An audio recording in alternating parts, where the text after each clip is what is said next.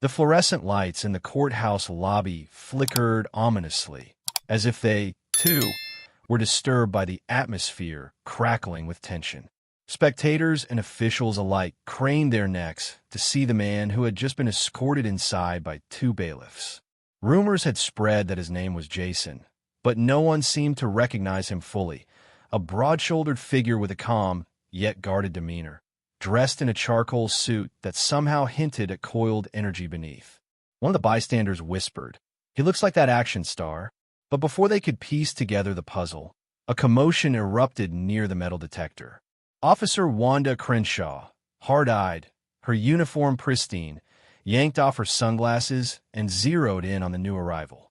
She was known around the precinct for a certain brand of suspicion that often danced precariously on the line between tough policing and outright bias. Her eyebrows shot up in a flash of aggravation when she spotted the man. "Hey, you," she barked, ignoring the bailiffs around him. "Step aside. I need to check you again." The bailiffs exchanged looks. "Officer Crenshaw," one of them interjected, "he's already cleared." I said. Crenshaw cut him off harshly, voice echoing through the wide marble halls. "Step aside." And that was the moment everything in that corridor seemed to freeze. People shifted uncomfortably. The hollow echo of her voice felt like a blade scraping on stone. The officer's gaze flicked up and down the man's tall frame, the harsh glint in her eyes hinting at something personal. Jason, still unrecognized by most in the lobby, slowly raised his hands, palms open in a gesture of compliance. His expression was measured, betraying neither anger nor fear. "All right, officer," he said, his voice carrying the calm accent of someone British. "I'll do as you ask." Crenshaw's mouth tightened. She didn't like his composure. She was used to people reacting with panic or trembling frustration when subjected to her intense scrutiny, especially those who didn't look like the kind of people she thought belonged in a courthouse. She patted him down with more force than necessary, her gloves squeaking against his jacket. With each passing moment, tension gathered like a thundercloud about to burst. Court staff had stopped their duties to watch. The bailiff stood uneasily to the side, hands hovering near their belts as if expecting an escalation. "You got a license for that accent, buddy?" Crenshaw said with a sneer, an odd joke that sat in a distinctly uneasy place. Her tone was laced with a brand of prejudice that didn't need to be spelled out. Jason, quietly assertive, didn't rise to the bait. He simply let her finish her heavy-handed search, then locked eyes with her in a calm, unflinching stare. "Are we done here, officer?" For a flicker of a second, Crenshaw looked thrown off. Something about that unwavering confidence in his gaze unsettled her. But she wasn't ready to back down. She waved a dismissive hand and spat. "We'll see if you behave once you're in court. Wouldn't want you to try anything funny." A heavy silence enveloped the lobby as Jason followed the bailiffs toward the corridor leading to the courtroom. There was no shouting, no heroic retort, just a faint hush of a building scandal, simmering in the background like a pot about to boil over. Behind them, Officer Crenshaw stood near the metal detector, jaw clenched. She huffed out a breath and tried to shake off the disquieting feeling that had latched onto her. From her perspective, this was just another suspect who didn't fit the mold she preferred. Perhaps he was a foreign nobody, or so she believed. Unbeknownst to Crenshaw, her career teetered on the edge of a precipice. By the end of the day, the world she had so carefully fenced off with prejudice and intimidation would unravel in ways she could never anticipate. Minutes later, Jason Statham, though no one in that courthouse, aside from a few close staff, had drawn the connection, was seated quietly in the defendant's area, waiting for the judge to arrive. The case itself was a bizarre swirl, a property dispute, an alleged assault outside a high-profile club. Rumors swirled that the defendants and the plaintiffs might have ties to an international crime ring, or maybe it was just a civil lawsuit inflated by tabloids. Jason himself had been subpoenaed to testify about events he'd witnessed while shooting an upcoming project in the States. But the details were overshadowed by the faint, electrifying murmur throughout the gallery. Who exactly was this man? Officer Crenshaw sauntered into the courtroom, determined to keep a watchful eye. She stationed herself not far from the jury box, arms crossed. There was a faint smirk on her lips, as if she couldn't wait to pounce on any sign of trouble from Jason. The dais creaked as Judge Rutherford, a tall, no-nonsense woman with silver hair pinned in a severe bun, took her seat. The gavel came down with a sharp crack that reverberated through the hush. And so the proceedings began. If the morning's tension was thick, the early afternoon was downright suffocating. Legal arguments whirled back and forth. Plaintiffs' lawyers introduced documents, and the defense shot back with objections. Through it all, Jason remained calm, quietly murmuring responses to his counsel and rarely glancing at the officer who had so publicly humiliated him in the lobby. When the lunch recess was called, he rose, turned, and headed toward the exit, only to find Officer Crenshaw blocking his path. "Going somewhere?" she demanded. His lawyer, a middle-aged man with salt and pepper hair, stepped forward. "He's free to have lunch like anyone else, officer." In that moment, a silent war waged in Crenshaw's eyes. She wanted to push further, to rattle Jason again. She'd grown used to dominating with her presence and swirling bigotry into her confrontations. The tension was as thick as the bulletproof glass behind them. "Just watch yourself," Crenshaw finally muttered, stepping aside. Her face was a thundercloud of suspicion. Jason gave her a nod, small, respectful, and slipped past. What Crenshaw couldn't have guessed was how her life was about to be upended by that quiet, unassuming man in a charcoal suit. She had no idea that behind the ordinary facade lay a truth that would strike her like a thunderbolt before this day was over. By the time the courthouse cafeteria began to fill during the lunch recess, Officer Crenshaw had retreated to a corner table. From her vantage point, she could see nearly everyone. Public defenders with overstuffed case files, battered-looking plaintiffs, bailiffs grabbing quick cups of coffee, and, of course, Jason. She eyed him with a hawk-like intensity. Her prejudice thrummed beneath the surface, this invisible drumbeat compelling her to remain watchful and suspicious. All the while, she meticulously picked at her salad, refusing to engage in conversation with her colleagues. Most of them had long since learned to keep a distance from Crenshaw's glowering presence.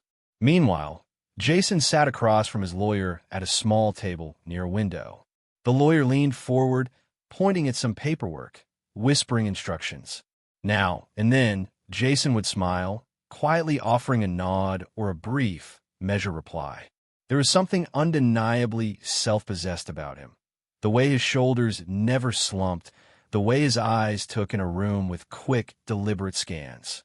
It was the bearing of someone who'd spent years perfecting control. Crenshaw suddenly recalled the faint accent from earlier. She sneered to herself. There was a story she'd once told in the precinct locker room about how foreigners came to this country thinking they could do whatever they wanted, how they scammed the system. She'd told it with pride, ignoring how some of the other officers had shifted uncomfortably at her words.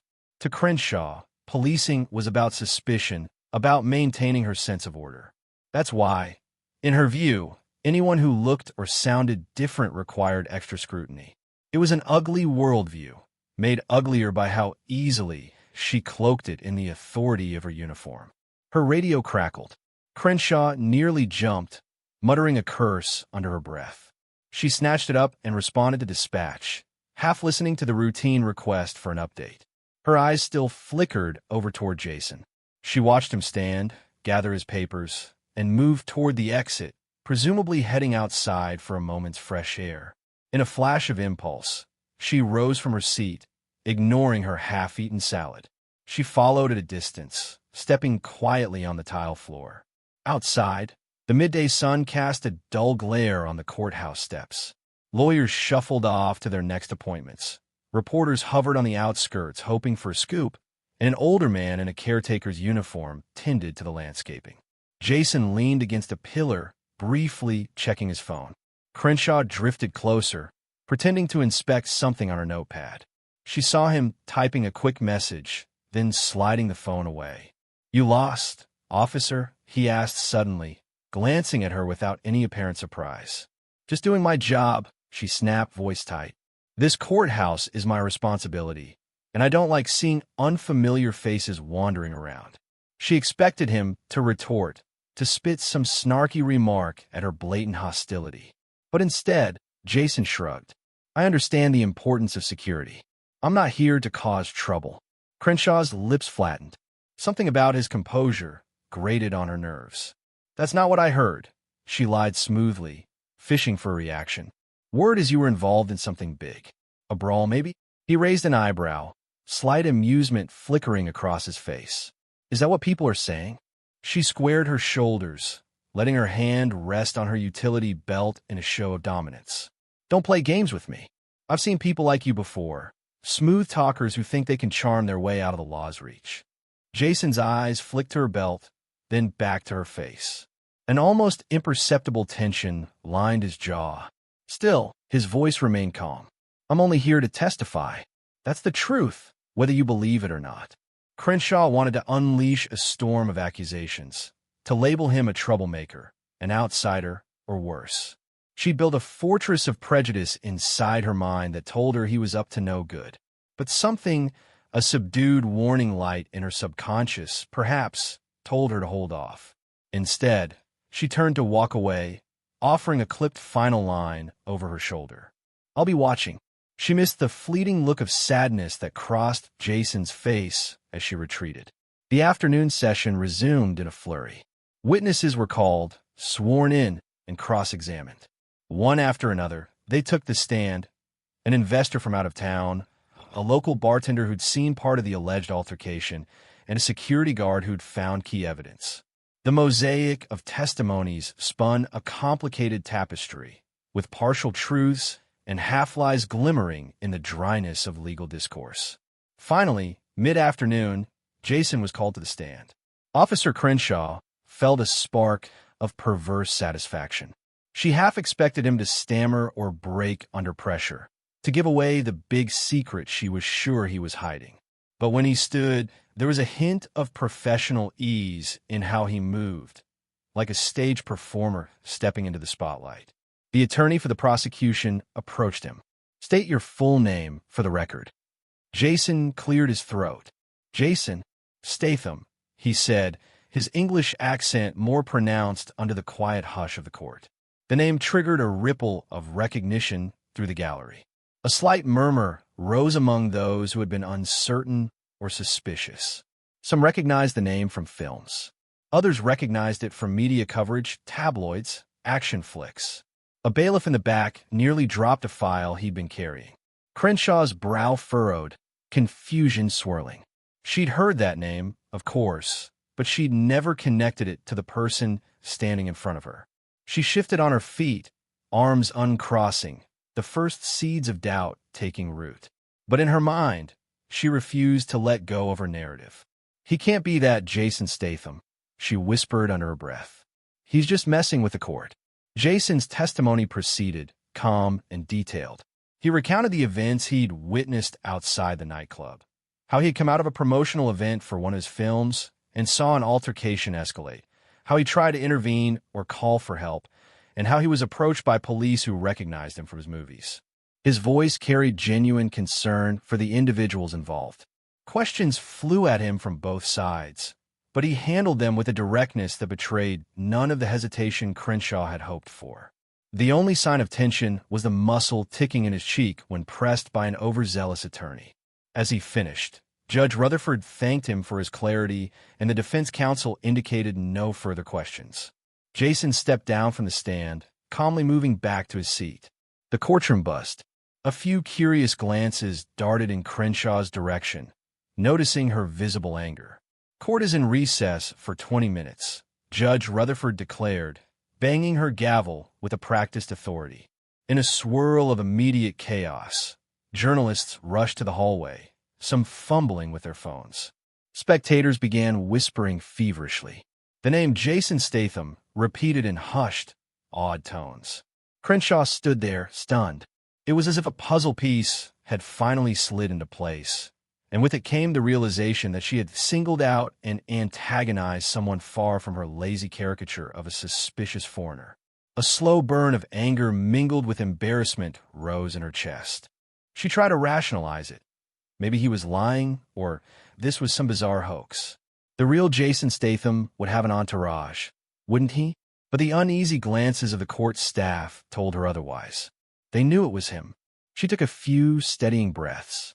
Yet for a moment, an unspoken fear twisted inside her. Had she just humiliated herself in front of not only a celebrity, but the entire judicial system present in that room? And, more terrifying to her, what if this made it into the press?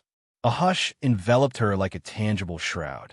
She retreated from the swirling crowd, unsure of how to proceed, desperate to preserve the tattered remnants of her authority.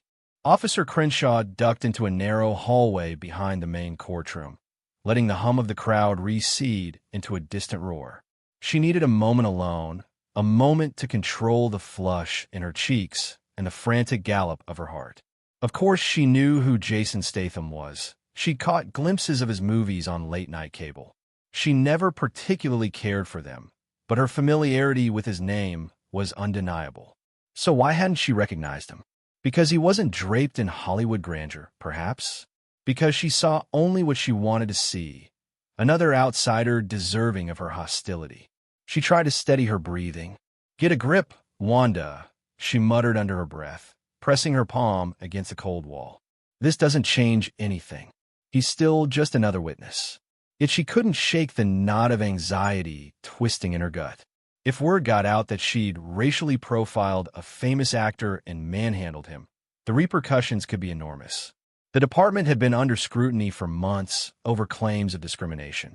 Her own track record was not squeaky clean. She'd had a few complaints filed against her, though they never stuck. This time, though, the stakes were dizzyingly high. Snatching her radio from her belt, she thumbed through the channels until she found a private line.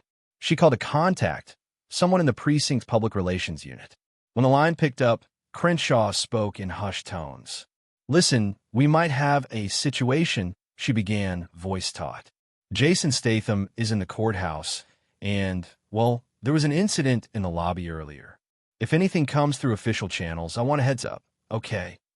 She ended the call abruptly, the sense of impending doom settling like a weight on her shoulders. For a moment, she toyed with the idea of apologizing, maybe cornering him in some hallway to explain herself. But the very thought of swallowing her pride made her skin crawl. Instead, she recalled an old tactic, going on offense. She'd dig up anything she could about Statham's involvement. If she could paint him in a suspicious light, maybe she could shield herself. So she marched back into the corridor that connected to the administrative office. Most staff were in the courtroom, but a few clerks hurried by with stacks of papers. She spied an unoccupied computer at a desk near the copy room. Taking a quick glance to ensure no one was watching, she slid behind the desk and woke the screen. Technically, searching personal data without cause violated departmental rules, but Crenshaw told herself it was necessary. She typed in her credentials and started pulling up police records, scanning for anything linked to the name Jason Statham. Not surprisingly, there were no outstanding warrants or anything of the sort. Just a few routine logs from times he'd been recognized at large events, fan rush incidents, minor security details. Crenshaw's frustration rose as each search came back clean. Her heart pounded, sweat beading on her brow. The day was spiraling out of her control, slipping through her fingers like quicksand. She needed some angle, some reason to justify her actions. Suddenly, the overhead lights flickered, and she heard the scraping of a chair from somewhere behind her. She jerked around, nearly closing the browser on reflex. It was Bob Taylor, an older clerk with watery eyes and a permanent scowl. "Officer Crenshaw," he said, eyebrows arching. "Did you need something?" "Just checking a detail about a witness," she said briskly, slamming the drawer of the desk for good measure. She forced a tight smile. "Thanks, Bob." He gave a reluctant nod, obviously suspicious, but didn't press further. As she strode away, her mind churned with unvoiced panic and anger. Her knuckles whitened around the handle of her baton. Back in the courtroom, the judge reconvened the session. The final witnesses were paraded in quick succession, but the Daystar occupant was no longer the plaintiff or the accused. It was Jason Statham. His name hung in the air, an open secret that had electrified the corridors. Even those who rarely cared for Hollywood were abuzz with the knowledge that a major film star was testifying in this obscure legal drama. Crenshaw positioned herself near a column in the back, arms folded, stewing in her own resentment. Her eyes lingered on Jason, who sat calmly, occasionally taking notes with a borrowed pen. His face revealed no sign of the confrontation that had happened earlier, no embarrassment or humiliation. If anything, he looked quietly composed, a man used to being under scrutiny. The longer she watched, the more a sense of dread gnawed at her. He could easily take this to the media. He might have the power to bury her career with a single statement. The press would devour a story about a racist cop harassing a beloved celebrity. She could practically see the headlines. When the day's hearings finally wound down, the judge announced they would reconvene the following morning. Lawyers gathered their piles of documents, and the bailiffs moved to clear the gallery. Jason stood, speaking with his lawyer in hushed tones. A small throng of reporters with official press passes hovered near the entrance, hoping for an interview. Crenshaw, determined to maintain the last scraps of her authority, hurried to intercept him. She approached under the guise of official business. "Mr. Statham," she said, voice stiff, "the courthouse is closing. You need to vacate the premises." Jason glanced over, recognized her, and then nodded politely. "Of course, officer," he said. Underneath her stern expression, Crenshaw's pulse hammered. She had expected, almost wanted, him to lash out, to berate her or threaten her with a lawsuit. But his courteous response left her uncertain how to proceed. As he passed, she attempted to speak again. "Listen, about earlier." Jason paused, turning his head slightly. The corridor was empty enough that the echo of her voice reverberated against the stone walls. He said nothing, waiting for her to finish. A swirl of conflicting emotions nearly tangled her tongue. Apologizing would be an admission of guilt. Attacking him further could provoke a legal response. For the first time in years, she felt a twinge of shame. She'd built her career on the idea that she was invincible behind the shield, that her version of events would always carry weight. But now, she faced someone who had both public sympathy and resources at his disposal. She swallowed hard. "Never mind," she muttered, stepping aside. With a faint nod, Jason continued down the hallway. Flashes from the waiting reporters' cameras seized the last few seconds of the day's drama before the doors finally closed. Alone with her thoughts, Crenshaw took a shuddering breath. She wasn't sure how tomorrow would unfold, but she knew the last thing she wanted was to appear weak or guilty. In her mind, a dark plan formed. If Jason wasn't going to cause an immediate scene, then maybe she could nudge him into one. A scuffle or confrontation that could shift public opinion, something that would cast him as the aggressor, or at least muddy the waters enough to protect her own skin. It was an ugly thought, but desperation was a powerful motivator.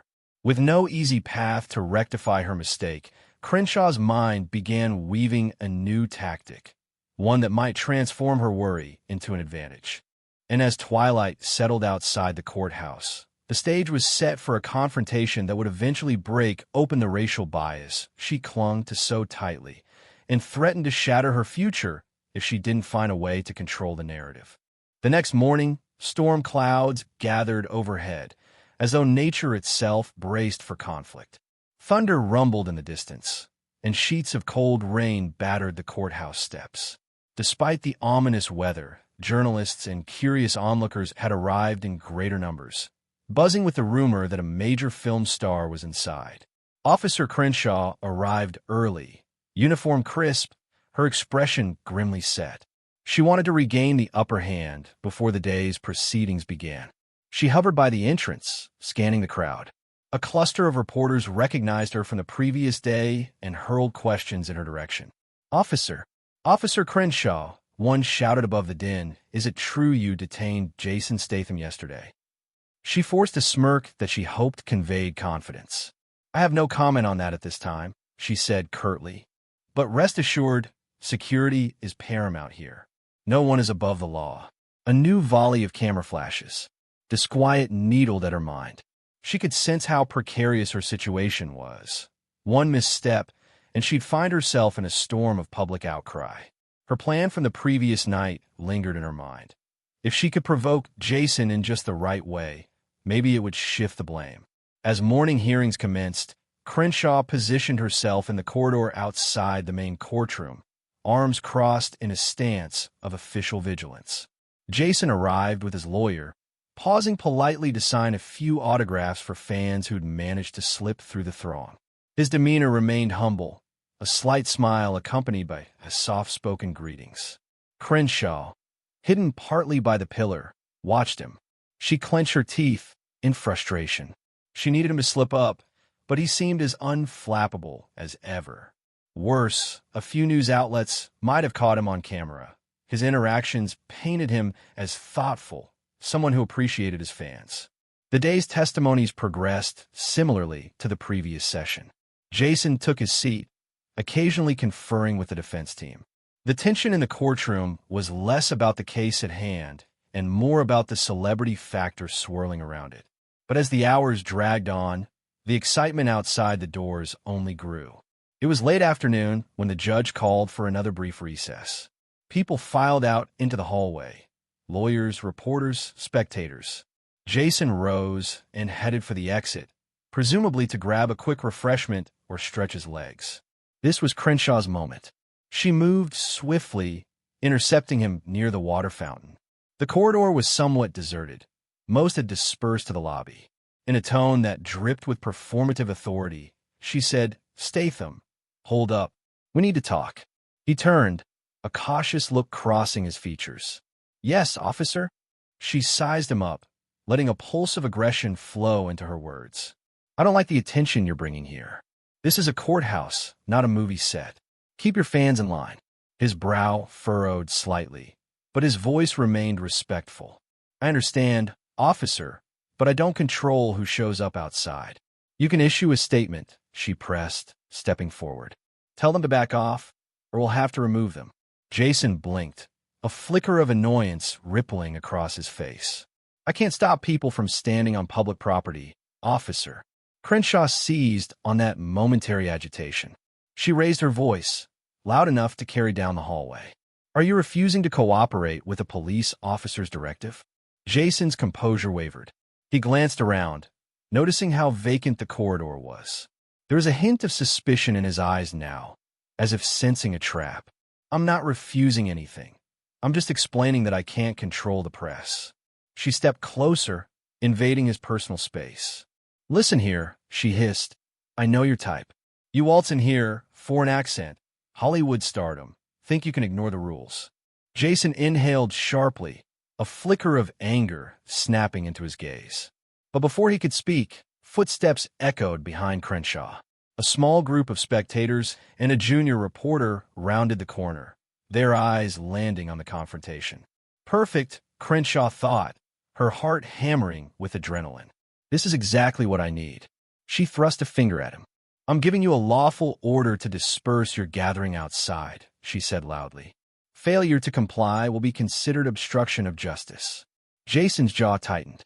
He spoke carefully, trying not to escalate. "Officer, with all due respect, I don't organize those gatherings. If there's an issue, your department can coordinate with the press. I'm not responsible for them."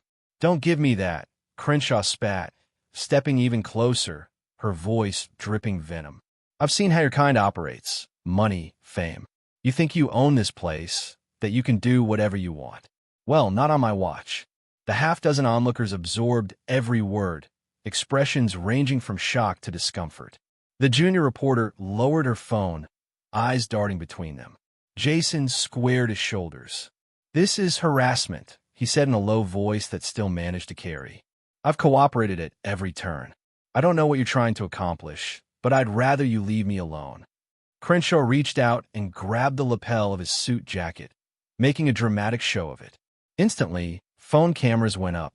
Gasps from the bystanders echoed through the hall. "You don't get to disrespect an officer of the law," she snarled. And that was the spark. Jason instinctively jerked back, his hands coming up in a defensive posture. For a split second, Crenshaw found herself brandishing her baton as though ready for a takedown. The hallway exploded in confusion. Suddenly, the judge's voice cut through the clamor like a whip. "Officer Crenshaw!" Judge Rutherford herself had emerged from a side door. Her eyes flashed with anger. What on earth is going on here? Caught in the spotlight of the judge's fury, Crenshaw hesitated. She looked around at the onlookers, who were filming every second. The baton shook in her grip. Jason took a deep breath, forcing his arms back to his sides. He stepped away from Crenshaw, hands open in a gesture of nonviolence. "I was just trying to explain to the officer that I can't control the press outside. Your Honor," he said quietly, still rattled. Judge Rutherford's gaze blazed. Her voice was cold as steel. "Officer Crenshaw, that is enough. You are out of line." The onlookers parted as the judge strode forward. Crenshaw, still flushed with anger and fear, attempted to salvage her position. "Judge, I was merely ensuring courthouse security." "By physically accosting a witness?" the judge snapped. Her fury reverberated against the stone walls. "This is not acceptable behavior for an officer of the law." Crenshaw's world seemed to wobble. She'd wanted an incident that would make Jason look guilty, but all she'd done was expose her own aggression, her prejudice, on camera. Judge Rutherford turned to the junior reporter. "I'll be needing that footage." Then, back to Crenshaw. "Hand over your badge and firearm. I'll be filing a complaint with Internal Affairs immediately." Crenshaw's eyes widened. Panic and disbelief washed over her. "Wait, you can't. This is not a matter of can or can't, officer. It is my duty to maintain order and respect in this courthouse. You have overstepped your bounds and violated the rights of a witness." Trembling, Crenshaw unclipped her badge and gun. A hush fell over the small crowd, broken only by the muffled thunder outside. The entire corridor felt heavy with the finality of that moment. She looked at Jason, who watched the unfolding scene with a mixture of regret and resolve. Their eyes met, hers full of shock and wounded pride, his reflecting a quiet sorrow for the way things had turned out. And that was the moment the illusion she'd harbored, about her own infallibility, about Jason being just another foreign troublemaker, came crashing down. She realized, with chilling clarity, that her bigotry and need for control had led her to this humiliating downfall. Judge Rutherford gestured to a nearby bailiff. "Escort Officer Crenshaw out of the building. I'll be recommending she remain on suspension pending a full investigation." As the bailiff gently took Crenshaw by the arm, the once fearsome officer looked pale, her face devoid of color. She seemed to shrink, dwarfed by the onlookers. Her eyes flicked to Jason in a silent plea, as though hoping for some reprieve. But no words came. In that single moment, the story that had begun with a high-strung officer harassing a man in a charcoal suit reached its inevitable conclusion. Crenshaw's sense of impunity evaporated in the harsh light of accountability, and Jason Statham, far from a caricature she'd tried to paint, stood vindicated by simple truth. The crowd parted, phones still raised, capturing every second for posterity. Outside, the storm continued to rage, but within the courthouse, a certain calm had begun to settle, an electric sense that something, at last, had been set right. Crenshaw's final exit was a slow, humiliating walk down the corridor, escorted by her colleagues, the echo of her own footsteps marking the end of her authority. And though the day's main legal case would continue, the real verdict had already been delivered. Her racist assumptions had led to a self-inflicted downfall, and now she had to face the consequences. Jason watched in silence, and in the background, somewhere in the hush, a single camera shutter clicked, freezing the moment forever in a frame that told the story of a police officer who let prejudice cost her everything, and turned pale when she realized the quiet man she'd attacked was, in fact, Jason Statham, a name she'd never forget. The end.